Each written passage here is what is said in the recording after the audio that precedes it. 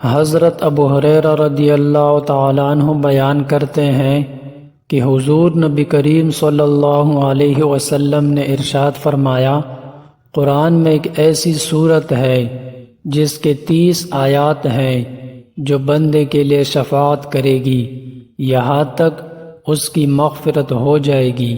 وہ سورۃ تبارک الذی بیدہ الملک ہے۔ بڑی شان ہے اس ذات کی جس کے ہاتھ میں ساری بادشاہی ہے اور وہ ہر چیز پر پوری طرح قادر ہے، جس نے موت اور زندگی اس لیے پیدا کی تاکہ وہ تمہیں آزمائے کہ تم میں سے کون عمل میں زیادہ بہتر ہے، اور وہی ہے جو مکمل اقتدار کا مالک بہت بخشنے والا ہے۔ جس نے 7 آسمان اوپر تلے پیدا کیے، تم خدائے رحمان کی تخلیق میں کوئی فرق نہیں پاؤ گے۔ اب پھر سے نظر دوڑا کر دیکھو، کیا تمہیں کوئی رخنہ نظر آتا ہے؟ پھر بار بار نظر دوڑاؤ، نتیجہ یہی ہوگا کہ نظر تک ہار کر تمہارے پاس نامراد لوٹ آئے گی۔ اور ہم نے قریب والے آسمان کو روشن چراغوں سے سجا رکھا ہے اور ان کو شیطانوں پر پتھر برسانے کا ذریعہ بھی بنایا ہے، اور ان کے لیے دہکتی آگ کا عذاب تیار کر رکھا ہے۔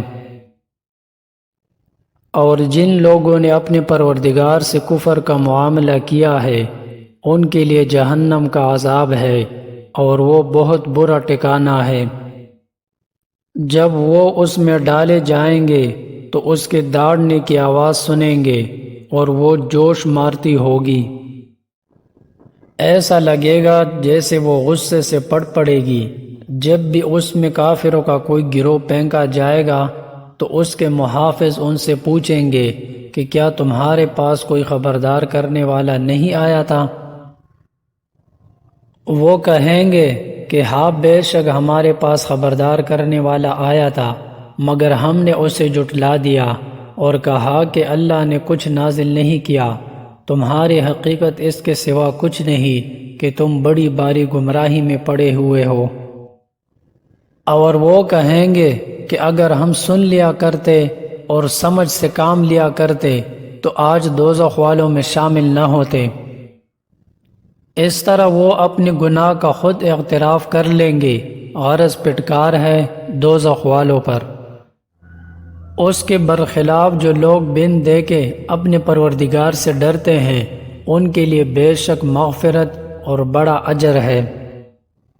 اور تم اپنی بات چھپا کر کرو یا زور سے کرو، سب اس کے علم میں ہے، کیونکہ وہ دلوں تک کی باتوں کا پورا علم رکھنے والا ہے۔ بھلا جس نے پیدا کیا وہی نہ جانے، جبکہ وہ بہت باریک بین مکمل طور پر باخبر ہے۔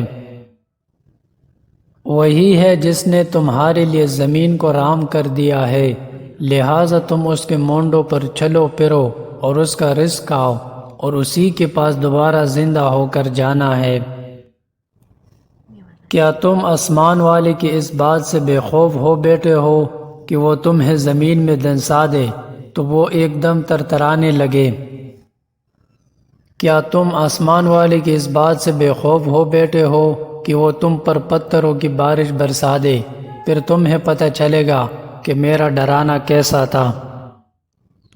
اور ان سے پہلے جو لوگ تھے انہوں نے بھی پیغمبروں کو جھٹلایا تھا، پھر دیکھ لو کہ میرا عذاب کیسا تھا۔ اور کیا انہوں نے پرندوں کو اپنے اوپر نظر اٹھا کر نہیں دیکھا کہ وہ پروں کو پھیلائے ہوئے ہوتے ہیں اور سمیٹ بھی لیتے ہیں؟ ان کو خدائے رحمان کے سوا کوئی تامے ہوئے نہیں ہے، یقیناً وہ ہر چیز کی خوب دیکھ بھال کرنے والا ہے۔ سوائے اللہ کے تمہارا وہ کون سا لشکر ہے جو تمہاری مدد کر سکے؟ کافر تو سراسر دھوکے ہی میں ہے۔ اگر وہ اپنا رزق بند کر دے تو بھلا وہ کون ہے جو تمہیں رزق عطا کر سکے؟ اس کے باوجود وہ سرکشی اور بیزاری پر جمے ہوئے ہیں۔ بھلا جو شخص اپنی منہ کے بل اوندہ چل رہا ہو وہ منزل تک زیادہ پہنچنے والا ہوگا یا وہ جو ایک سیدھے راستے پر سیدھا سیدھا چل رہا ہو؟ کہہ دو کہ وہی ہے جس نے تمہیں پیدا کیا اور تمہارے لیے کان اور آنکھیں اور دل بنائے، مگر تم لوگ شکر توڑا ہی کرتے ہو۔ کہہ دو کہ وہی ہے جس نے تمہیں زمین میں پھیلایا اور اسی کے پاس تمہیں اکٹھا کر کے لے جایا جائے گا۔ اور یہ لوگ کہتے ہیں کہ اگر تم سچے ہو تو بتاؤ کہ یہ وعدہ کب پورا ہوگا؟ کہہ دو کہ اس کا علم تو صرف اللہ کے پاس ہے اور میں تو بس صاف صاف طریقے پر خبردار کرنے والا ہوں۔ پھر جب وہ اس قیامت کے عذاب کو پاس آتا دیکھ لیں گے تو کافروں کے چہرے بگڑ جائیں گے اور کہا جائے گا کہ یہ ہے وہ چیز جو تم مانگا کرتے تھے۔ اے پیغمبر، ان سے کہو کہ ذرا یہ بتلاؤ کہ چاہے اللہ مجھے اور میرے ساتھیوں کو ہلاک کر دے یا ہم پر رحم فرما دے، دونوں صورتوں میں کافروں کو دردناک عذاب سے کون بچائے گا؟ کہہ دو کہ وہ رحمان ہے، ہم اس پر ایمان لائے ہیں اور اسی پر ہم نے بھروسہ کیا ہے، چنانچہ عنقریب تمہیں پتہ چل جائے گا کہ کون ہے جو کلی گمراہی میں مبتلا ہے۔ کہہ دو کہ ذرا یہ بتلاؤ کہ اگر کسی صبح تمہارا پانی نیچوں کو اتر کر غائب ہو جائے تو کون ہے جو تمہیں چشمے سے ابلتا ہوا پانی لا کر دے دے؟